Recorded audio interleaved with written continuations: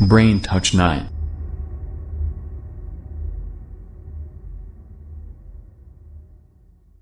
اب آئیے ذرا میں آپ کو یہ بتاؤں 14ویں صدی میں کون ہے جسے مجدد مانا جائے؟ تو اور تو کوئی دعوے دار نظر نہیں آتا مگر ایک چھوٹی سی ٹولی ہے جو بستی بستی گھوم رہی ہے، قریہ قریہ گھوم رہی ہے، گاؤں گاؤں گھوم رہی ہے، آبادی آبادی گھوم رہی ہے، اور وہ کہتی جی نہیں، ہم بریلی کے مولانا کو مجدد نہیں مانیں گے، ہمارے مولانا مجدد ہے۔ ہم نے پوچھا تمہارے مولانا کون؟ ان کا نام کیا ہے؟ کہنے لگے آپ جانتے نہیں، ہمارے مولانا اشرف علی تھانوی صاحب ہیں جنہیں ہم حکیم الامت کہتے ہیں، وہ 14ویں صدی کے مجدد ہیں۔ ہم نے کہا اچھا یہ بتاؤ تمہارے تھانوی صاحب کا کارنامہ کیا ہے؟ تب وہ آئے بائیں شائے بکنے لگے، کوئی جواب نہ ملا۔ ایک ترم خا اس میں سے آگے بڑھے، کہنے لگے جی ہاں جناب ہمارے تھانوی صاحب مجدد ہیں، ان کا کارنامہ ہے۔ میں نے کہا کون سا کارنامہ ہے؟ کہا انہوں نے ایک کتاب لکھی ہے۔ میں نے پوچھا اس کتاب کا نام کیا ہے؟ کہا ہمارے مجدد صاحب کی کتاب کا نام بہشتی زیور ہے۔ ہم نے کہا یہی کارنامہ ہے؟ کہا یہی کارنامہ ہے۔ اور جب بہشتی زیور ہم نے اٹھا کے دیکھا تو بسکٹ بنانے کی ترکیب اس میں موجود ہے، صابن بنانے کی ترکیب اس میں موجود ہے، نان کھٹائی بنانے کی ترکیب اس میں موجود ہے، کوفتہ بنانے کی ترکیب اس میں موجود ہے، قورمہ بنانے کی ترکیب اس میں موجود ہے، مچھلی کا کانٹا گلانے کی ترکیب اس میں موجود ہے، تلا بنانے کی ترکیب اس میں موجود ہے۔ خدا کی قسم آپ بہشتی زیور پڑھتے جائیے، آپ کو ایسا محسوس ہوگا کتاب کسی مفتی نے نہیں لکھی ہے بلکہ کسی بھٹیارے نے لکھی۔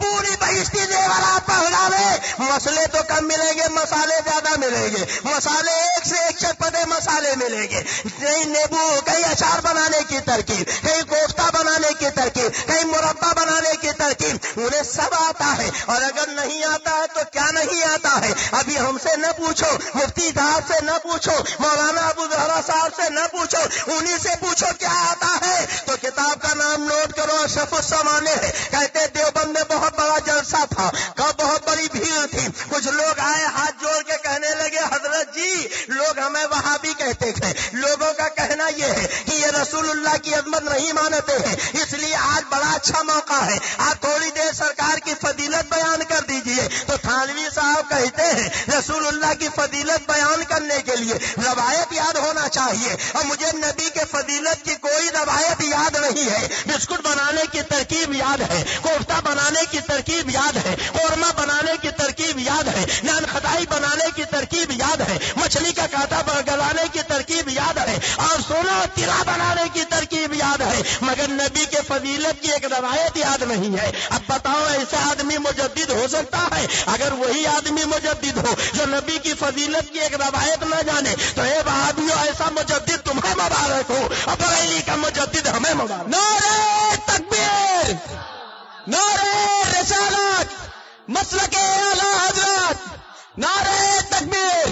مسئلہ بھی لکھا تو کیسا مسئلہ لکھا؟ پاکی اور ناپاکی کا بیان، ہیڈنگ آپ پڑھیے، نیچے لکھا اگر انگلی میں نجاست لگ جائے 3 مرتبہ چاٹ لو پاک ہو جائے گی، مگر چاٹنا منع ہے۔ تو منع تو بہت سی باتیں ہیں، ننگے سر کچھ کھانا پینا بھی منع ہے، بائیں ہاتھ سے کھانا پینا بھی منع ہے، راہ چلتے ہوئے کچھ کھانا پینا بھی منع ہے، سڑک پہ بیٹھ کے سڑک کے کنارے پیشاب کرنا بھی منع ہے۔ بہت سے لوگ نہیں بچ پاتے ہیں اور کل گزرتے تھے۔ تمہارے یہاں نجاست چاٹنا حرام نہیں، نجاست چاٹنا ناجائز نہیں، نجاست چاٹنا گناہ نہیں، خالی منع ہی ہے۔ تو بلا وجہ یہ چنے ستو کے ساتھ لوٹے کا بوجھ دھوتے پھر رہے ہو۔ ارے تمہارے مولانا نے تو فتویٰ دے ہی دیا ہے، جاؤ بغیر لوٹے کے، اور جب ضرورت پڑے بیت الخلا میں پہنچو اور پوچھ پوچھ کے چاٹ لو، پاک تو ہو ہی جائے گا، خالی منع ہی تو ہے۔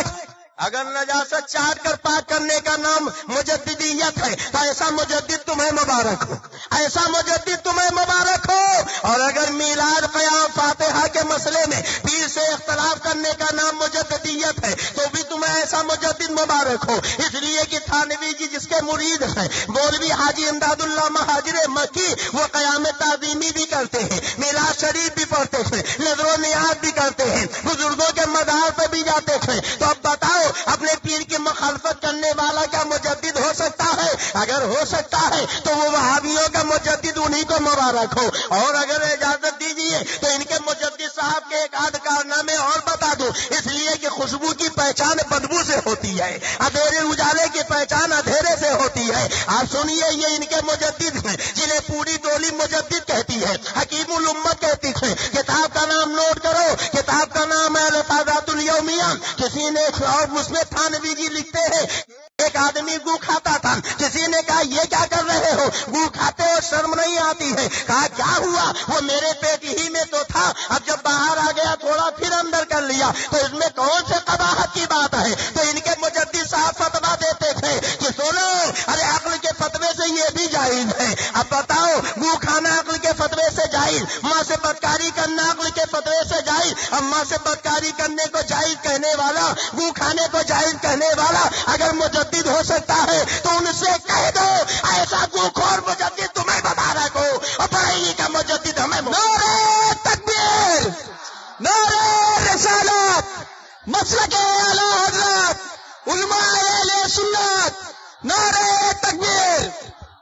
کہتا ہوں سچ کی جھوٹ کی عادت نہیں مجھے۔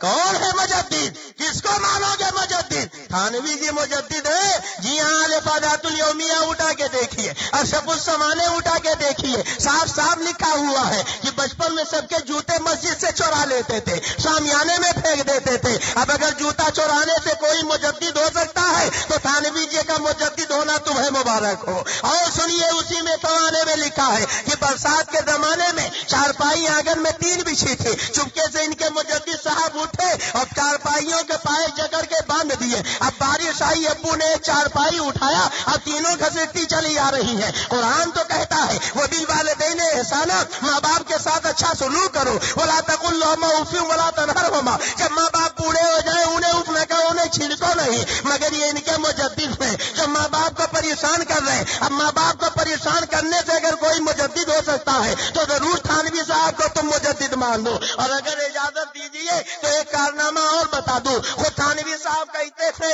کہ ہمارے ایک ماموں تھے، بازار میں تھکے مادے گھر آئے، اور جب گھر آئے بھوک لگی تھی، کھانا نکال کے بیٹھے، اتفاق سے آنکھوں میں بینائی نہیں تھی، اندھے تھے۔ اب اندھے ماموں جی رکابی میں ڈال ڈال کر روٹی توڑ توڑ کے کھا رہے تھے۔ تھانوی جی انہوں نے شان تجدید دکھائی اور سڑک پہ پہنچے، ایک کتے کا پلا پکڑا اور لا کے ماموں کی دال کے رکابی میں رکھ دیا۔ اب ماموں نے روٹی توڑ کے جب رکابی میں ڈالا تو بجائے دال کے پلا لگ گیا۔ اب وہ کچھ بولے نہیں، چپکے سے اٹھ کر چلے گئے۔ اب ماموں کے دال کے رکابی میں کتے کا پلا رکھنے سے اگر کوئی مجدد ہو سکتا ہے تو ضرور تھانوی جی کو مجدد مان لو، اس لیے کہ یہ انوکھا کارنامہ انہی کا ہے۔ اور اجازت دیجیے تو ایک کارنامہ اور بتا دوں۔ بولیے بتا دوں؟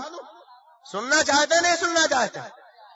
پوری ذمہ داری سے بول رہا ہوں، ساری باتیں تمہاری کتاب میں موجود ہیں، اگر موجود نہ ہو تو جو چور کی سزا وہ عبد المصطفیٰ کی، اسلام نے چور کی سزا یہ متعین کی کہ ہاتھ کٹوا دیے جائیں۔ اسی مالیگاؤں کے چوراہے پر عبد المصطفیٰ اپنے دونوں ہاتھ کٹوا دے گا۔ ارے ادھر آؤ پیارے، ہنر آزمائیں، تو تیر آزما ہم جگر آزمائیں، مگر ہم یہ جانتے ہیں نہ خنجر اٹھے گا نہ تلوار تم سے، یہ بازو میرے آزمائے ہوئے۔ نعرہ تکبیر، نعرہ رسالت، مسلک اعلی حضرت جشن امام احمد رضا۔ ایک مرتبہ میں پیشاب کر رہا تھا، بھیا آئے اور انہوں نے میرے سر پہ موتنا شروع کر دیا۔ الفاظات الیومیہ میں بھی یہ واقعہ ہے، اشرف السمانے میں بھی ہے۔ اور کہتے ہیں ایک دن ایسا ہوا کہ بھیا موت رہے تھے، بڑا گولڈن چانس مجھے ملا تھا، میں پہنچا شروع ہو گیا۔ اتنے محبوب پہنچ گئے، انہوں نے کہا یہ کیا بدتمیزی ہے؟ میں نے کہا ایک دن انہوں نے موتا تھا، آج میں نے بدلہ چکا لیا۔ بھیا نے انکار کیا، نہیں میں نے ایسا نہیں کیا تھا، میں رنگے ہاتھوں پکڑ گیا تھا۔ اب مجھے آپ بتاؤ، آگے چل کر خود تھانوی جی لکھتے ہیں غرض جو کسی کو نہ سوجتی تھی وہ ہم دونوں بھائیوں کو سوجتی تھی۔ معاذ اللہ، وہ سے بولو معاذ اللہ، سارا مجمع بولے معاذ اللہ۔ آپ بتاؤ، ماں سے بدکاری کرنا آپ کو سوجھا؟ ارے بولو نہیں، بولو نہیں۔ گو کھانا آپ کو سوجھا؟ ماں باپ کو پریشان کرنا آپ کو سوجھا؟ جوتے چرانا آپ کو سوجھا؟